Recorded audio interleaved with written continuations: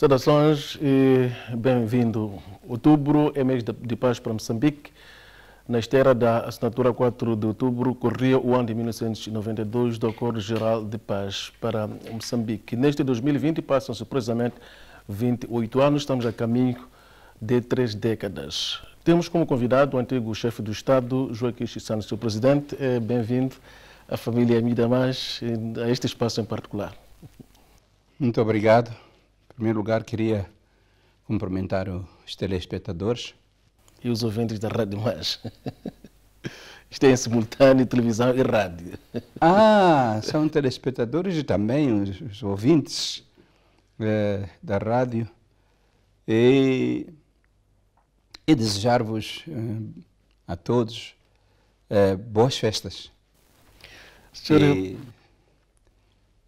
e perseverança. Senhor Presidente, quando se assinou o Acordo Geral de Paz, a 4 de outubro de 1992, a expectativa dos moçambicanos certamente era que por estas alturas estivéssemos a viver uma paz definitiva, uma paz efetiva. Com os acontecimentos no centro e na província de Cabo Delgado, sendo que aqui com alguma gravidade, qual é a visão do Sr. Presidente sobre o processo de paz em Moçambique? Bom, é uma questão muito complexa, porque eu vejo que a situação também é complexa. Temos dois focos de violência, primeiro em Cabo Delgado, e em Cabo Delgado dá a impressão de que existe uma mão de fora, portanto tem umas características dos conflitos internacionais, em que pode haver uma mão dos grupos extremistas que, por qualquer motivo, escolheram Moçambique para ser o palco das suas operações. Essa aqui é uma questão muito complicada. A outra é a que se passa no centro do país, que é o produto de discórdias no seio de um dos partidos do país, que então levou a desencadeamento da violência do nosso país.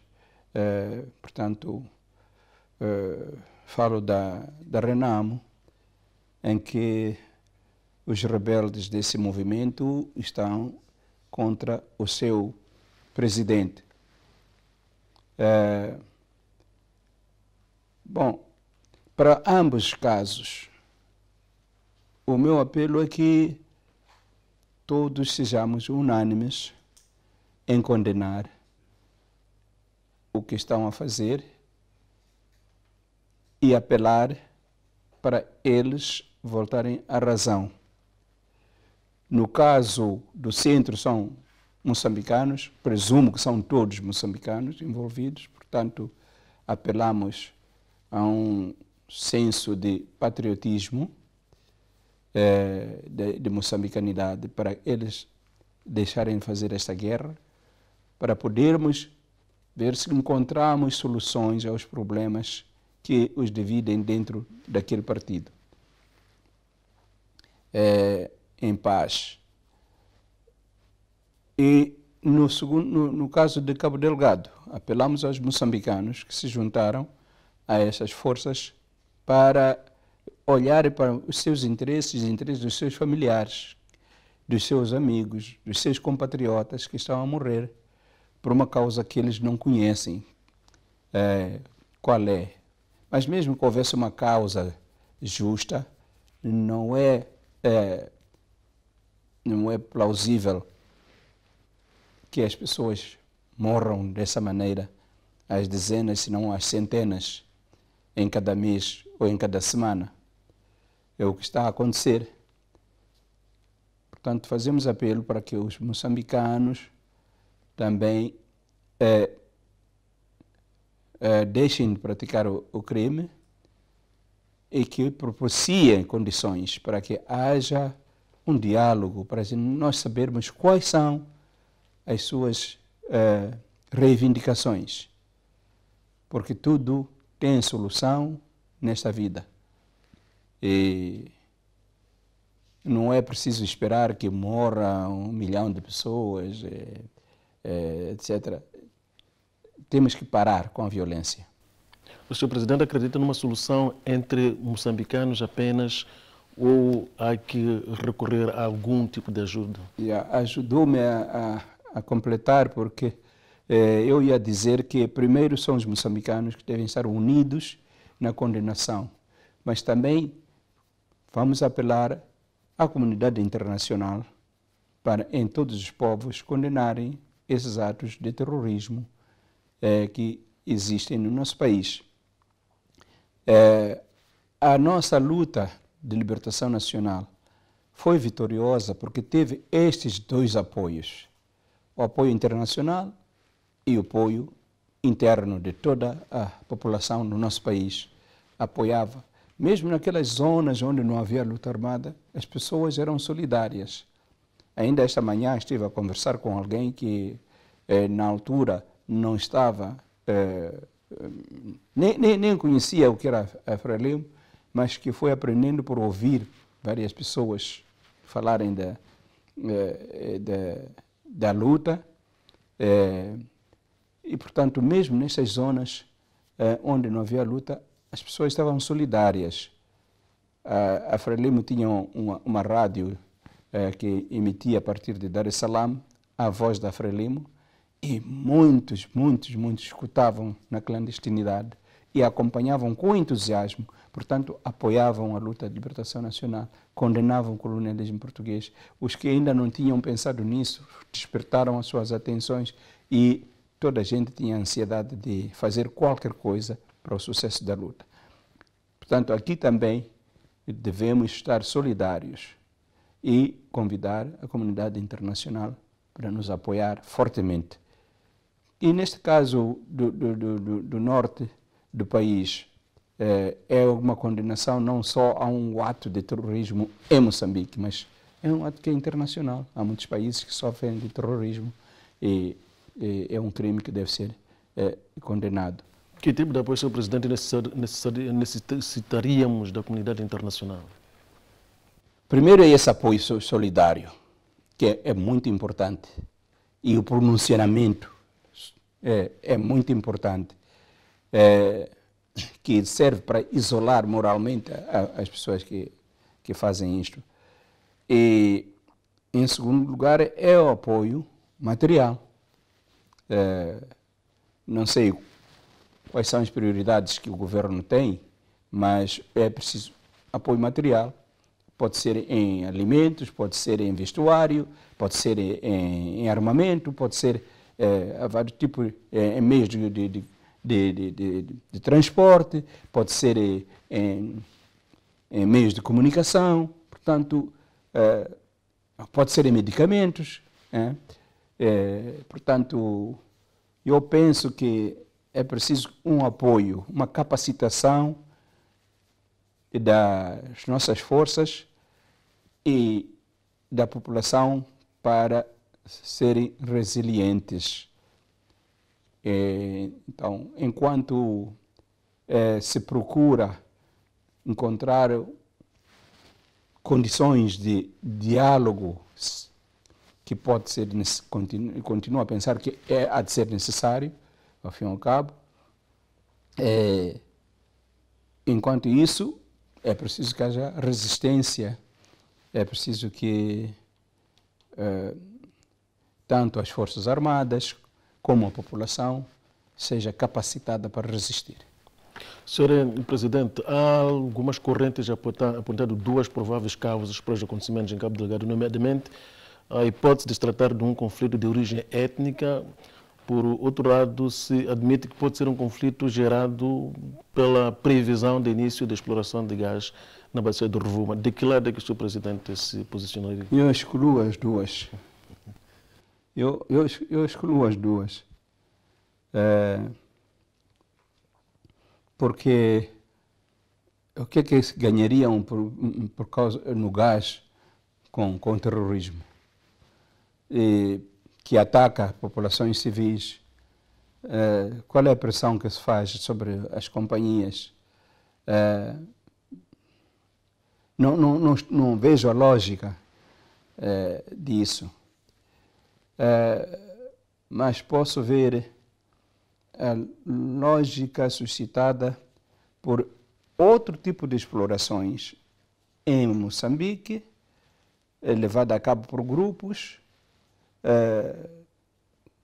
que não exclui, por exemplo, a droga, em que seja a passagem da droga por Moçambique, uma base para fazer esse negócio.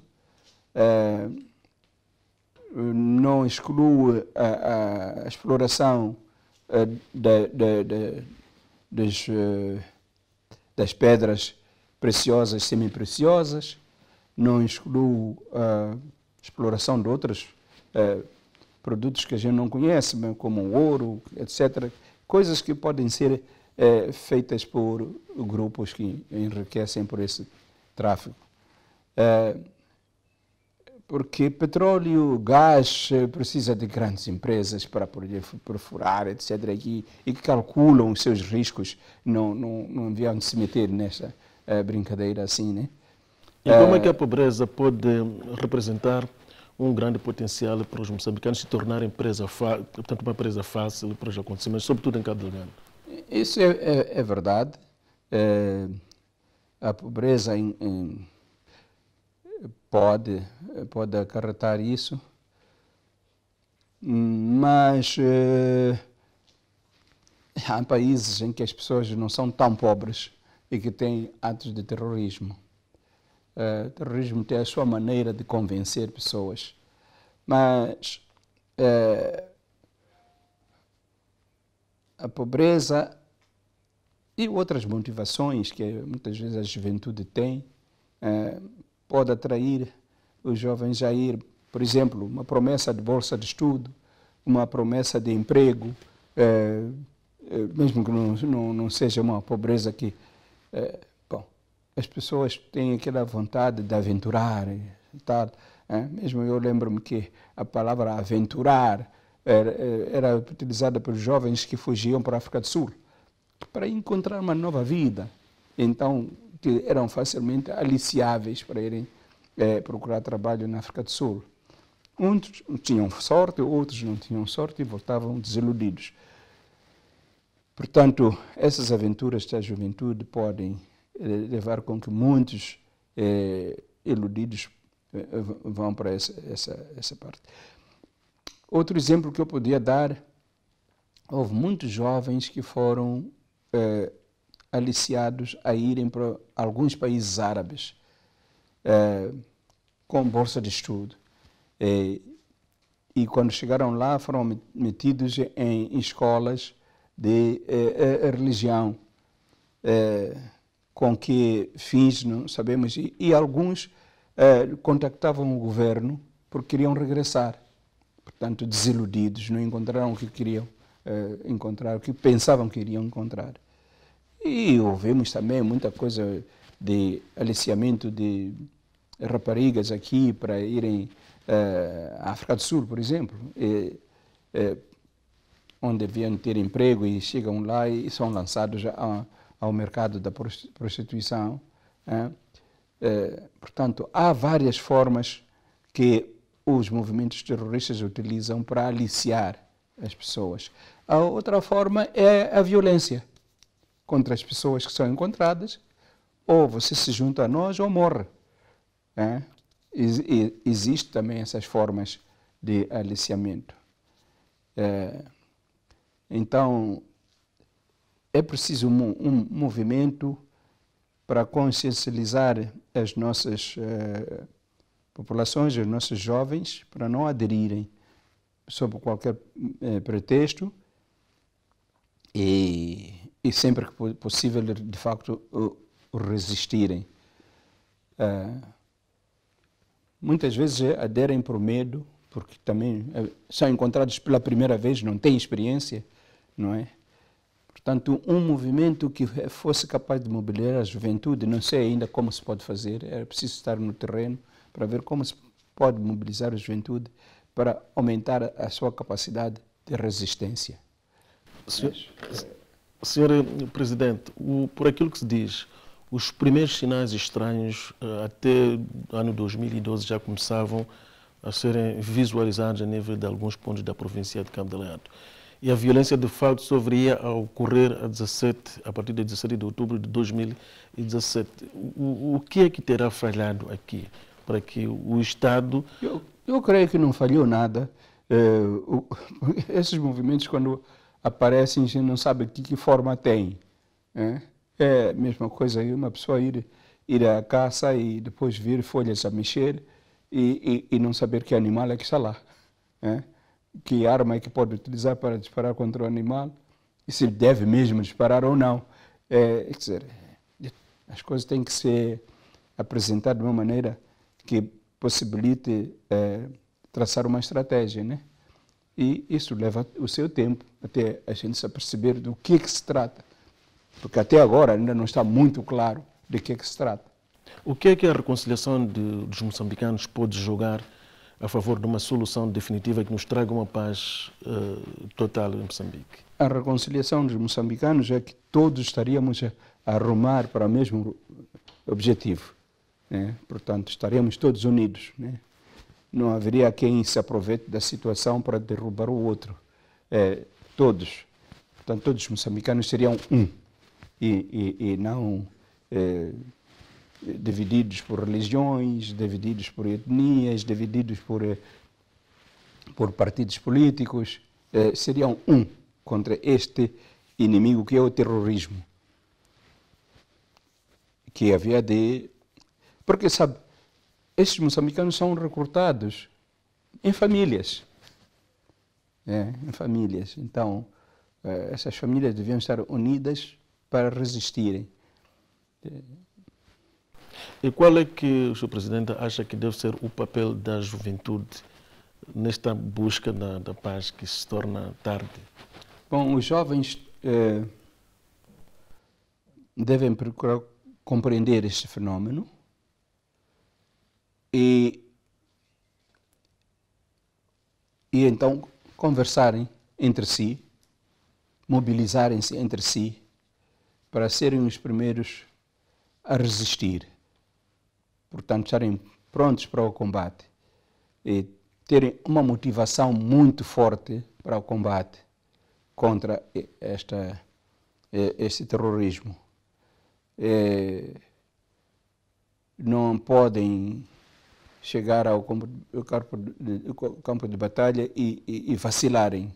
Não podem vacilar porque vão lá determinados a defender uma causa justa. Então, eles têm que se mobilizar, têm que se autoeducar e educar uns aos outros. E como engajar, Sr. Presidente, uma juventude que apresenta de forma recorrente queixa sobre o que chama de falta de oportunidades? Como engajar esta juventude nesta causa? Esta é uma das oportunidades que eles têm. Os jovens têm esta oportunidade de fazer aquilo que nós fizemos há quantos anos já? Há mais de 50 anos, já 60 anos atrás. E eles têm para libertar o país.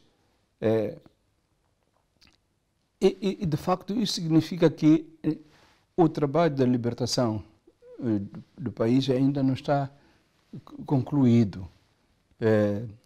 Enquanto não criarmos as condições de vida sã para o nosso povo, então ainda não terminou o nosso combate. É por isso que muitos antigos combatentes, já idosos, até reclamam, querem participar contra o terrorismo, porque a consolidação da independência é parte dessa luta que nós levamos a cabo. Era libertar e consolidar, e avançar para frente. Tem sido recorrente o discurso de ausência ou déficit de valores patrióticos e também da visão nacional na nossa juventude, e culpa sempre a geração do 25 de setembro de 1964, que terá portanto, falhado na transmissão de forma permanente destes valores. Gostava de ouvir o ponto de vista do Sr. Presidente. Em certa medida, sim, podemos dizer que nós falhamos na transmissão e achamos que toda a nossa juventude nos acompanhava pelos discursos que fazíamos, pelos comícios que fazíamos. É claro que há um grande número mesmo de jovens que acompanharam e que ingressaram nas fileiras, por exemplo, do Partido Frelimo. E eu creio que mesmo aqueles que estão nos outros partidos aprenderam muito e conhecem a história. E quando falam, muitos deles parece que estiveram conosco na luta de libertação nacional e, portanto, são bons sucessores. Mas também há um grande número que, de facto, não sabem bem da história. Nas escolas há um déficit de ensino da nossa história, sobretudo dessa parte da libertação de Moçambique. E há vários fatores, né? Se eu for quando eu falo com as pessoas da Renamo, por exemplo, eu dou-me conta que eles não conhecem os antecedentes da sua própria aparição como um movimento de oposição a Frelimo. Não conhecem. Portanto, não conhecem o chão onde a semente deles foi lançada para eles nascerem. Não conhecem. Nós outros conhecemos. Seguimos a passo para passo. E quando tentamos explicar a alguns, fecham os ouvidos, porque não lhes agrada ouvir, né? Está bem. E nós até podemos dizer que isso não é para culpabilizá-los agora, né? Estão muito convencidos de ideais nobres que estariam eles a defender, quando nós sabemos exatamente qual é a gênese deles, como é que eles vieram a ser aquilo que foram durante alguns anos e que agora, bom, já estamos a ver, querem se sentir aqueles que participaram. Por isso eu faço questão de realmente falar com eles de uma maneira aberta para dizer que não há ressentimentos, que eles são iguais a nós e, portanto, têm direitos iguais e oportunidades iguais. A maneira como aproveitam as oportunidades pode ser da culpa de um lado e do outro, mas temos que ultrapassar isso, realmente. Mas a sua gênese, historicamente, não devemos esquecer.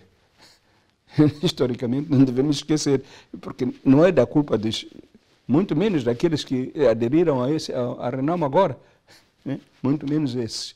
Mas a sua gênese é de longa data, desde o momento em que veio a ideia de libertação de Moçambique. Os nossos inimigos começaram a trabalhar. Tenho tentado explicar isto, porque desde o momento em que eu trabalhei diretamente, mas mesmo antes de trabalhar diretamente na Frelimo, como estudante, eu já sentia todos os movimentos que o inimigo fazia contra a nossa luta. Não é por nada que nós saímos de Portugal, né? Em 1961. Mesmo antes e depois, quando eu estive em Dar es Salaam, que senti mesmo todas as manobras que se faziam para fazer frustrar a luta de libertação nacional e independência. E este movimento dos portugueses colonialistas tem a ver com essa gênese da Renamo. Senhora Presidente, o Acordo Geral de Paz resultou, até certo ponto, de elevados níveis de confiança. Tanto falamos dos anos 92, quando o acordo é assinado, nomeadamente outubro, dia 4. Como trazer de volta este nível de confiança para ajudar a resgatar aquela parceira da paz que o país acabou perdendo com os focos de violência, sobretudo no centro? Yeah. Bom, eu tenho estado a fazer apelo aos partidos da oposição, e não quero dizer só da Renam, porque também desejo que outros partidos um dia venham a participar na Assembleia, mas todos, de realmente fazermos valer este espírito patriótico e fazer valer o discurso construtivo. E todos estarmos guiados pela vontade de ver um Moçambique melhor. Portanto, quando se trata de discutir mudanças, que as mudanças não sejam para a vitória de um contra o outro, mas as mudanças sejam para o benefício da população. Senhor Presidente, o fator inclusão nos processos internos, até que ponto pode ajudar para este esforço da busca de paz? Bom, nós... a partilha de poucos recursos que temos. Eu já ouvi queixas dos movimentos da oposição, dos partidos da oposição, de que são discriminados nisso e naquilo. Eu queria fazer apelo para que se fizesse valer a lei, que faz a seleção das pessoas para serem colocadas num determinado lugar e outro. Seguindo a lei, as pessoas podem reclamar e podem reclamar com alta voz, que seja bem ouvida. Não acredito que haja um poder executivo que possa impedir o cumprimento da lei, se essas reclamações são justas e estão conforme a lei. Portanto, bom, eu diria aos movimentos de oposição que não cessem de expor, mas expor de uma maneira construtiva. Podem abordar as autoridades de uma maneira construtiva para ver as coisas que não andam, porque às vezes as coisas não andam por incumprimento da lei na base e não necessariamente no topo. Então, a vigilância tem que ser nos partidos, no partido no poder, no seio do partido no poder, como na oposição. E essa vigilância deve defender também os direitos das pessoas que estão na oposição. Sr. Presidente, quando Moçambique assinou o Acordo Geral de Paz em 1992, pairava na altura a possibilidade de o país estar como está hoje, onde ainda temos focos de violência a ter em conta? Não, nós pensávamos que tudo iria terminar bem. Tivemos poucos sobressaltos quando verificamos que a Renam ainda continuava armada, sob todos os pretextos que havia, e que finalmente utilizaram essas armas para além da simples defesa dos seus dirigentes, né? Então isso perturbou um pouco nas várias fases em que isso aconteceu. E esta é a última fase em que a Renam já retira-se da responsabilidade, porque é feito por um grupo rebelde dentro da Renam. E aí eu penso que o governo faz bem em juntar-se aos líderes da Renam para tentarem terminar com essa violência lá no centro. Mas posso dizer que a violência foi relativa durante um longo espaço de tempo, que vivíamos uma sensação de paz. Era uma sensação. Durante 20 anos. Mas pronto, a paz para nós não é só a ausência de guerra, ainda havia certos sobressaltos, então, que inquietavam só pelo facto de saber que a desmobilização e o desarmamento não tinham sido completos. Portanto, eu digo, era uma paz relativa que permitiu o avanço da economia, a reconstrução do país. Eu lembro-me que levamos 3 anos apenas, eu digo apenas porque a destruição era enorme, para fazer as reparações mais importantes, como todo o sistema de saúde, da educação, e as vias de comunicação, algumas um pouco mais devagar, como foi o caso dos caminhos de ferro, mas mesmo essas, as linhas de energia, e conseguimos em 3 anos repor muita coisa. E depois, paulatinamente, fomos ultrapassando os níveis que haviam antes da guerra. E, portanto, essa paz permitiu fazer isto. E um desenvolvimento real, quando começamos, logo depois da coisa, a aumentar de indicadores de crescimento, até o PIB ir ser a 2 dígitos, com uma inflação baixa. Isso eram os frutos dessa paz. Mas, evidentemente, a paz não é só isso. Por isso, eu mesmo, com um grupo de amigos, criamos uma fundação que leva meu nome. E a base disso era ver se trabalhamos para mobilizar as consciências para uma paz verdadeira, a paz que está dentro de cada cidadão. E o Sr. Presidente sempre sublinhou a necessidade de se regar a paz de forma permanente, todos os dias. Todavia, a prática hoje, o dia a dia, mostra que não se conseguiu ainda atingir este objetivo. Que fatores o Sr. Presidente identifica? Não diria que não se conseguiu, porque muita gente na população vive esse espírito de paz, mesmo paz consigo próprio. É só ver a multiplicação das igrejas que há, e que todos eles se reúnem em volta dessa questão da paz consigo próprio e paz com os outros.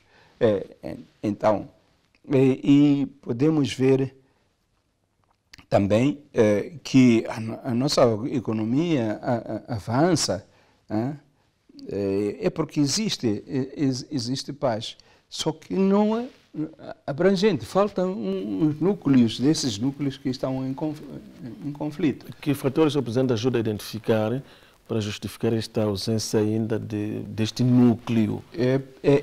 São as forças retrógradas que ainda existem no nosso seio, particularmente daquelas que são trazidas de fora. Existem. Que vão encontrando algumas falhas desta solidariedade de que eu fiz apelo há bocado, né? Entre os moçambicanos, para ficarem como um único indivíduo na luta contra estas. Então, isto implica que realmente haja paz, para que haja tolerância. Tolerância uns aos outros. Tolerância dos pontos de vista, e etc. Aceitar o outro.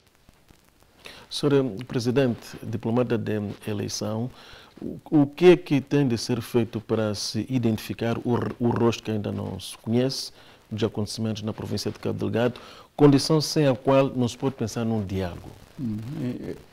É o mesmo apelo que eu fiz. Se a comunidade internacional estiver interessada, portanto, essa pesquisa tem que ser feita por todos. E eu acredito que há países que podem ajudar a identificar e em colaboração, portanto, com esta pesquisa interna que pode ser, continuar a ser feita. Porque o terrorismo é algo que ameaça toda a humanidade, não ameaça só aquele país onde o terrorismo acontece. Os Boko Haram, os ISIS, etc., não ameaçam só aquela Al-Qaeda, tudo isso são movimentos muito perigosos para toda a humanidade. Portanto, o rosto pode aparecer no meio desta pesquisa global. Sr. Presidente, nesta altura, 28 anos depois da assinatura do Acordo Geral de Paz, que elementos é que identifica que podem representar um grande perigo para uma das grandes conquistas dos moçambicanos, nomeadamente a unidade nacional? Eu penso que a unidade nacional é ameaçada por estes grupos que têm ambições desconhecidas até agora, que fazem esses ataques e pode perigar a unidade nacional. Apesar de que eu estou convicto que os moçambicanos não se vão deixar levar por aí e vão continuar a lutar para a unidade, não vão aceitar a divisão do país, né, em pedaços, nem que uma parte fique ocupada temporariamente, pode ser um porto, pode ser um aeroporto, hão de ser desalojados com esta solidariedade interna e externa. Sr. Presidente, à luz do Acordo Geral de Paz para Moçambique, o país viu-se na contingência de ter de reformar o seu exército, tanto construindo o exército para o tempo de paz, porque eventualmente não se previa, não fazia parte, digamos, dos moçambicanos qualquer possibilidade de um dia vir a experimentar novos conflitos. Eu gostava de ver a opinião do Sr. Presidente. Sim, havia prioridades, né? Como eu acabei de dizer, havia a prioridade da reconstrução do país. Quando assinamos o Acordo Geral de Paz, a primeira coisa que tínhamos que fazer era a reconstrução do país. Combater a pobreza, né? Combater a pobreza absoluta, depois combater a pobreza, depois lançar as bases para o desenvolvimento econômico e social. E depois desse desenvolvimento, então, haveria recursos para voltarmos a apetrechar-nos com elementos de defesa do país, defesa e segurança. Mas estava dentro dos planos e está sempre, mas temos que dosear, porque os inimigos que eram previsíveis nessa altura não se combateriam com pequenas formações militares, né? Mas também estávamos a trabalhar para que essas forças fossem destruídas. Está a falar do apartheid. O apartheid estava tão apetrechado de tal forma que os nossos esforços para enfrentar o apartheid pelas armas seriam em vão, né? Então encontramos melhores formas, aliados com o povo sul-africano e com outros países da África Austral e depois do mundo, para que o apartheid desaparecesse e tivéssemos melhores condições. Agora, estas sublevações, tipo terrorista, etc., não estavam dentro da nossa previsão.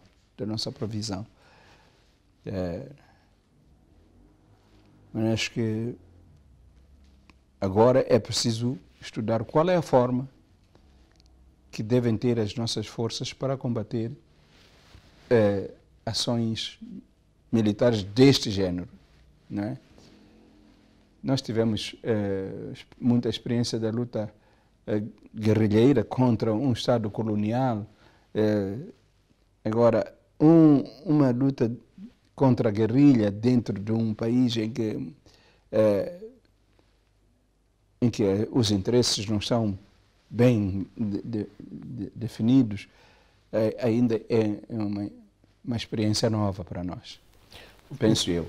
Voltando para a questão do apoio, Sr. Presidente, as Nações Unidas tiveram um papel relevante que nos conduziu até a assinatura do Acordo Geral de Paz, incluindo a sua implementação. Por estas alturas, qual é que o Sr. Presidente acha que seria a relevância específica do sistema das Nações Unidas no esforço da busca de paz para Moçambique, olhando para os focos de violência que prevalecem em Moçambique? Que prevalece não, que ainda existe. E nessa altura ainda não havia terrorismo em Cabo Delgado.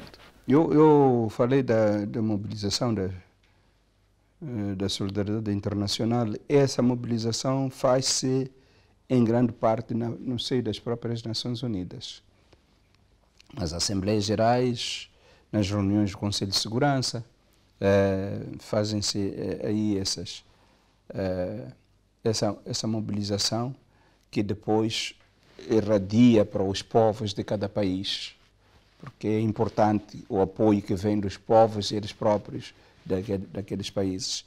Mas as Nações Unidas dão as linhas que indicam mais a moralidade dos atos de solidariedade.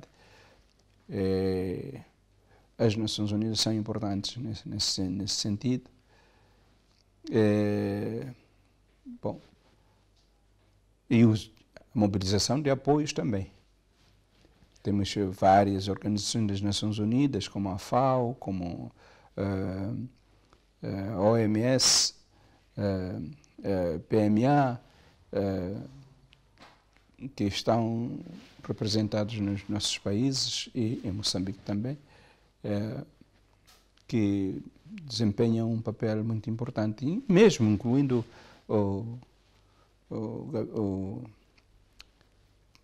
aquela organização dos refugiados, a ACNUR. A ACNUR são todos importantes, porque nós temos refugiados, pessoas que se deslocam para o exterior. No fim da nossa guerra, a ACNUR também participou para apoiar os deslocados internos, né? E nós temos muitos deslocados internos. Portanto, as várias organizações podem participar. O senhor é presidente aconselharia uma intervenção militar externa ao lado das nossas forças de defesa e segurança? Bom, é a última intervenção física de soldados estrangeiros, será o último recurso, não se podendo fazer mais. Mas, por enquanto, eu vejo o mais importante a capacitação dos próprios moçambicanos e uma maior motivação dos próprios moçambicanos. Agora, com conhecimentos mais técnicos, com experiências de combates em outros países, que deviam ser adaptados para o caso de Moçambique, isso é necessário. Mas ter forças de outro país, pessoas de outros países para vir combater e morrer no seu país, é preciso sempre pensarmos duas vezes, 2, 3 vezes mesmo. E os que vierem devem ter uma boa motivação, como, por exemplo, tiveram os cubanos em Angola. Uma motivação muito forte, que fez com que a sua presença fizesse muita diferença, né?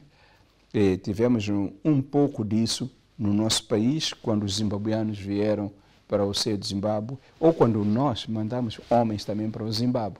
As motivações eram muito fortes e muito claras. Então, aí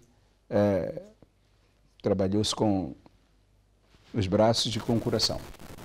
Senhor Presidente, os moçambicanos quase que estão a viver de forma permanente em situação de alguma violência. Tiveram de travar uma guerra, portanto, à sua maneira, naquela altura, contra o regime colonial, durante o processo da resistência contra a penetração colonial. E depois tivemos os 10 anos da luta armada de libertação nacional. A seguir a isso, não tivemos tanto tempo de paz efetivo. Depois da independência nacional, foi a guerra dos 16 anos. Hoje vivemos o foco que temos no centro e o terrorismo na província de Cabo Delgado. Olhando para estes contextos todos seguidos, o senhor presidente acredita numa paz efetiva e definitiva um dia para Moçambique? Para Moçambique e para o mundo. É preciso não perder o nosso alvo, que é a construção da paz, em várias fases, porque o mundo também se transforma, né? Também se transforma. É verdade que há países que conheceram a paz e que sempre aparecem com uma ou outra forma de violência. Peguemos nos próprios Estados Unidos da América, né? Agora um estado de violência por causa do recrudescimento do racismo, não é? Uma violência que não é igual àquela que nós estamos a ter, mas é violência. Acho que temos que continuar a trabalhar para a paz, não só ao nível de Moçambique, mas ao nível de todos os países do mundo. Que mensagem que deixa para os moçambicanos por ocasião de 4 de outubro?